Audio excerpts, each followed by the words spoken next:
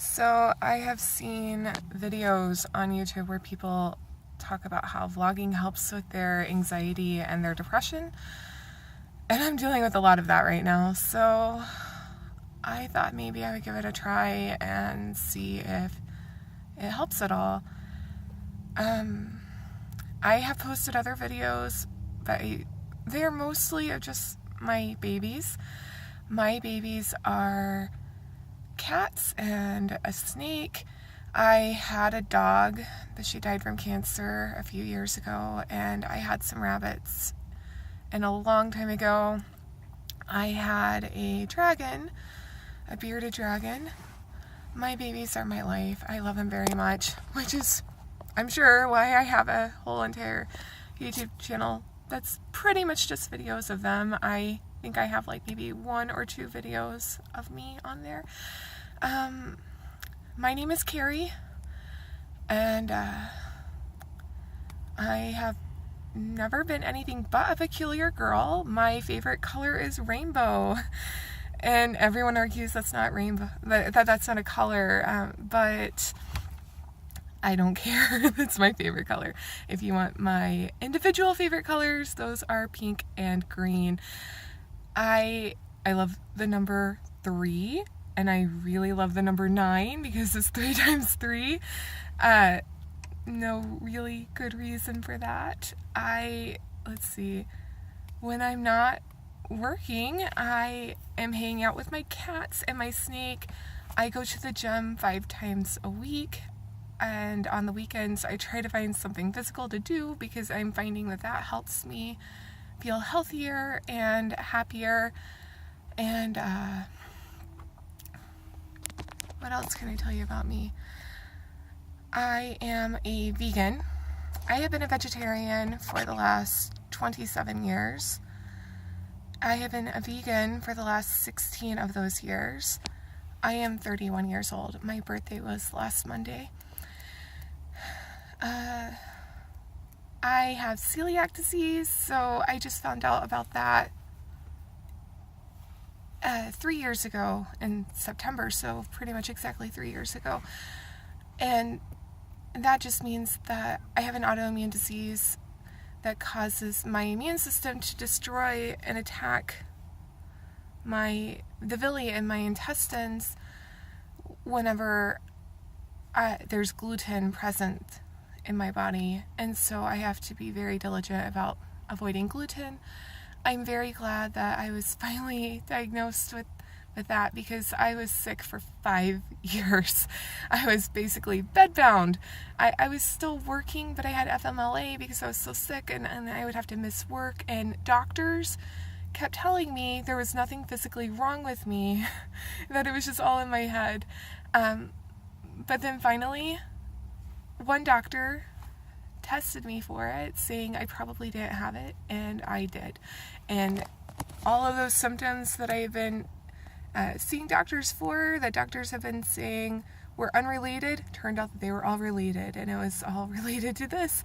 And if anyone is wondering, like, if anyone has gone through something like that, what finally prompted a doctor to test me for it is I was severely, dangerously anemic and vitamin D deficient for years, and I was taking prescription strength supplements, and my levels were just dropping. And so my doctor referred me to get IV iron infusions, which I had to do every other day for about 2 weeks 3 years ago. And my hematologist, the very first time he met me, said, well, celiac disease can cause malabsorption, so let's test you for it to rule it out. You probably don't have it because only 2% of the population has it. And it came back positive, and I was pretty upset when I found out about it, but I'm not really a starch person. I don't really eat bread and pasta, so it turned out not to be that big of a deal. As far as diet goes, it does make it really hard and scary to go out to eat. I don't trust a lot of people to make food for me. And it did take 2 years before I felt better of being perfectly, completely gluten-free. So you can have kind of a background on that. I am not sure where my vitamin D levels are right now. I've been spending time outside during the summer trying to get it, since I don't absorb it very well because of my celiac disease. Hopefully I'm absorbing things better now, but just in case I am not, I'm trying to do that. I was getting my blood tested for all my levels quite regularly, but I'm specifically concerned about vitamin D because low vitamin D can cause depression, and if bringing up my vitamin D levels can help, that would be really nice. And sorry, it's really hard to pay attention to just this spot right here because I'm trying not to like look in the viewfinder because I know from watching other videos that people don't like that. But my camera on my phone is in a place where it makes it kind of hard for me to look at that and know if it looks like I'm looking at you or if it looks like I'm looking away from you. Anyway, let's see. Whenever I was a little kid, I told my mom I wanted to grow up to be a crazy cat lady. I would say I'm almost there. Some would argue that I am there. But I do think maybe to be a crazy cat lady, you need to have double digits of cats. I have 5 cats. Their names are Ivan, Tiger, Zoe, she's the only girl, Max, and Porter. And I have a boa constrictor. His name is Harvey. I do believe I've got videos of everyone on here. Let's see. In school, I loved school. I loved school so much. A lot of people fake being sick to stay home from school. Again, I've never been anything but a peculiar girl. I would fake being well. Because if I said I was sick, my parents would suggest that I stay home. And so I would be like, oh, I feel better now, magically. And I would go to school because I didn't want to stay home. I didn't want to miss school. And I love school. I have always loved learning. And my favorite classes in school were band. I was in band from 6th grade until I graduated. My other favorite classes were also like French. I took 5 years of French starting in 8th grade all the way through graduation. And computer programming, I took 2 years of that. And science, I love science. And math. I know other people might find math to be hard, but for the way my brain works, math is so easy because it follows logic, and as long as you follow the steps, generally you will get the right answer. And the way that my brain works, that is just so much easier than something like writing a paper that one teacher might score perfectly and another teacher might give you like a C. So it was always one of my favorite subjects, which I know in my country at least is not typically a favorite. And I'm going to try to keep this down because I do talk a lot. I'm hoping that maybe vlogging will help me get some feelings out, but also appreciate the little nice things in life. I am a sensitive person. I cry when I'm stressed out or frustrated, and just like the idea of me being sad makes me cry. Sorry. I am hoping that I can maybe like what I've been doing with Facebook and Snapchat is I've been trying to include pictures of like the little small pleasures in life. Like I went bike riding a week and a half ago for the first time in 18 years, and that was such a great accomplishment. I wasn't sure if I could still ride a bike, and it was so much fun. We rode for 2 hours, and so I documented that on my Facebook and on my Snapchat, and I've been, taking pictures of beautiful food and beautiful scenery, and when I do fun things and special things and the time I spend with people, I do notice I tend not to be in my own pictures, though. In my memories that I'm trying to preserve, I'm usually not in them. And I have heard that can be pretty common, especially among women. And not to say that men don't do that too. I just specifically read a study saying that it was pretty common for women to take pictures of their memories from behind the camera. But then, men might, hand their camera off to someone and have them take a picture. Of course, I'm not claiming at all that every woman is that way and every man is that way. So I hope no one gets offended by me saying that. That's just what the study I read said. And in my case, it would be true. I have thousands of pictures of my cats and food on my Facebook. I don't have as many pictures of myself, and even in my albums that are supposed to be pictures of me, it's mostly pictures of the things I'm doing, like a picture of bikes, or a picture of a beautiful lake, or a picture of a painting that I did. By the way, I like to paint. And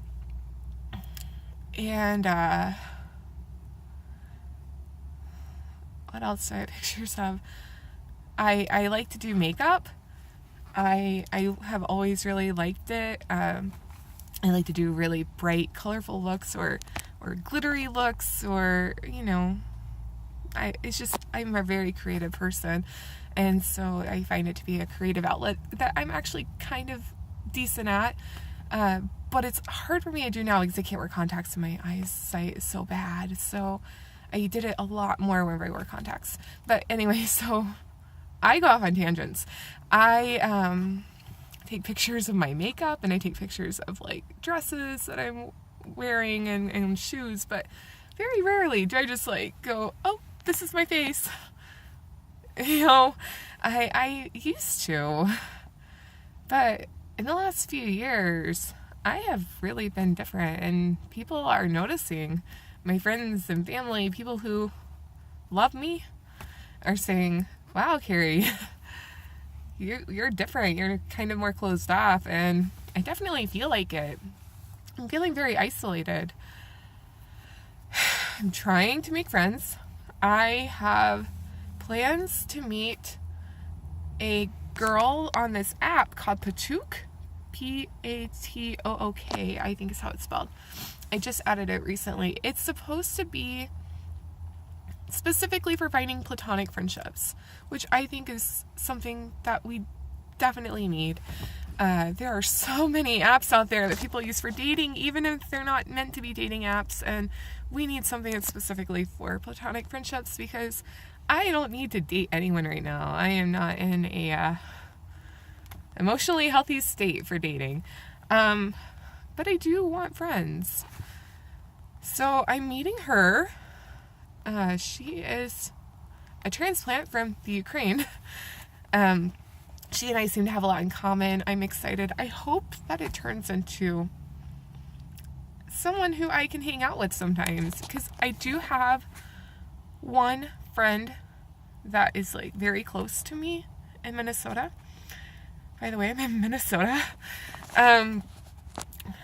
But he's my best friend. His name's Mang. But he is so busy, and his work is opposite of mine. I work in an office, so I work Monday to Friday, 8 to 5:30, and he works as a manager for a pizza place. And so his schedule, of course, is the opposite of most working schedules, because most people order pizza when they're not at work. So he works evenings and weekends. So the time I get to spend with him is very special because it's pretty limited. And that means that there is a need for me to have platonic friendships with people who can maybe hang out with me during my schedule. Maybe they have morning jobs or daytime jobs and have evenings and weekends free. So I'm hoping I can find that. I do have some friends in Minnesota, but not a lot. I am originally from Oklahoma. I moved from Oklahoma to Seattle, Washington whenever I was 21. And it was actually just a few days before my 22nd birthday, so that was in 2007, so exactly 9 years ago, pretty much. And I lived there for a couple of years, and then I moved back to Oklahoma because I loved Seattle, but I couldn't afford it. And that was right when, like, the Depression started, and not like my personal depression, but, you know, like the economic depression started. And it was just really hard. So then I moved back to Oklahoma for a couple of years, and then I moved to Minneapolis, Minnesota. I lived there for a few months, moved to Plymouth, and I was there for a couple months. And then finally I settled in St. Paul, Minnesota, and I've been living in the same house for about 4 years, about 4.5 years. And I really like my location as far as like my home goes. The house is perfect for my family. I don't like my living situation, but I don't want to go into that right now. I might talk about that in another one. It's just been a really hard living situation for the last 1.5 years. I am a shy person, but I am extroverted. And it's a weird combination that people don't expect. They expect shy people to be very introverted. But I really like being around people, and I get so energetic when I'm around people that I can talk to, but I don't get to spend a lot of time around people. And being shy makes that a little hard.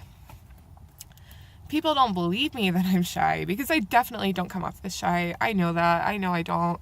So I understand it because I don't have a problem speaking to people. I don't have a problem with that. But it's more of like I'm shy to